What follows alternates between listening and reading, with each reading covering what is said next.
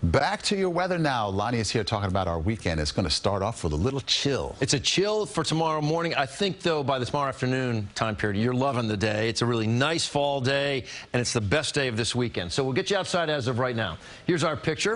All right, let's talk temperatures because that's been the story today, right? Only 51 for a low this morning, and then you got up to 63 for a high. Well, guess what?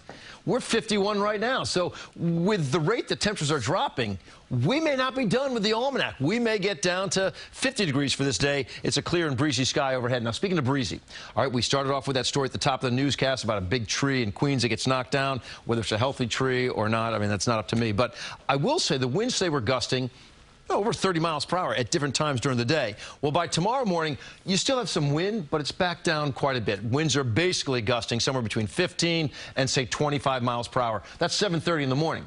Then as you go through the day, they're going to continue to weaken up by you get to, say, 8 p.m. A lot of folks dealing with wind gusts that are in the single digits, so that's a better picture for us. Taking a look at our rain chances for this week. I told you Saturday's the better-looking day. Well, you bounce back nicely by the afternoon. You're 70 degrees, good-looking sky overhead. We're calling it a September gem.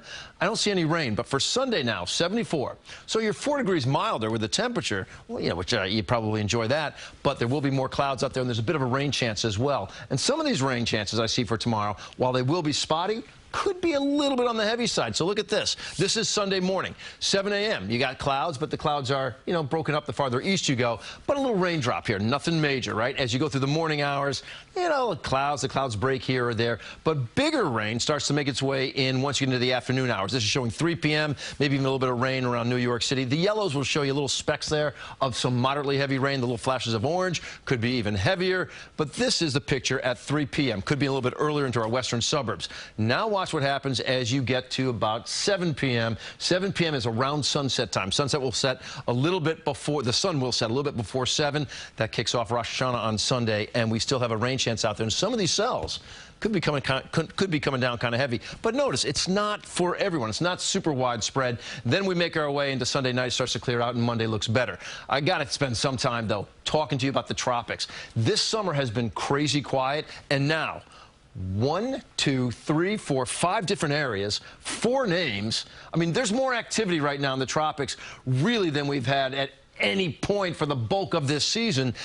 We've talked a lot about Fiona. Fiona is now going up into Canada as a post-tropical cyclone. Winds are still 105 miles per hour, so it equates to a Category 2 hurricane. It just doesn't have a warm center of circulation. Now it's just a little too cool up there. This is the storm we're looking at. We've got Gaston around the Azores. We've got Hermine coming in off of the coast of Africa. This area could get a name or a number, but it's running about a 30% risk. Ian is so important to look at because we showed you earlier how Ian, as a tropical storm right now, becomes a hurricane pushing over the western tip of Cuba, maybe a Cat 3 coming into the Florida coast. Then the question is, where does it go after that? And watch this. This is showing everything I was just illustrating, but it's in movement. Comes over Puerto Rico. Now it makes its way into the west coast of Florida around Tampa. Now it pushes offshore. Does it stay offshore? Does it come back to shore? Well, you know what? We've seen them do both. This one looks like it pushes inland. If that's the case, it would lose all of its tropical entities at that point in time, and it would be a rainmaker for us by the time we get to Saturday. Subject to change. I mean, that's over a week away. We're going to keep our eye on that one very closely. So 70 for Saturday, good-looking afternoon after a chilly start. 75 Sunday.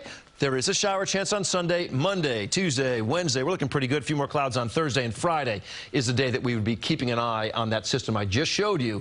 We have a new name out there, and his name is Ian. All it takes is one. That's how it goes. Oh, don't you know it, man? It only takes one. All right. Thank you, Lonnie.